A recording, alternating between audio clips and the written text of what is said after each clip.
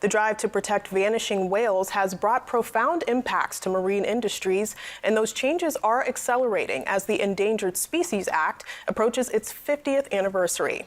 Maritime industries, some of the oldest in the U.S., are subject to a host of restrictions designed to protect rare whales, such as the North Atlantic right whale.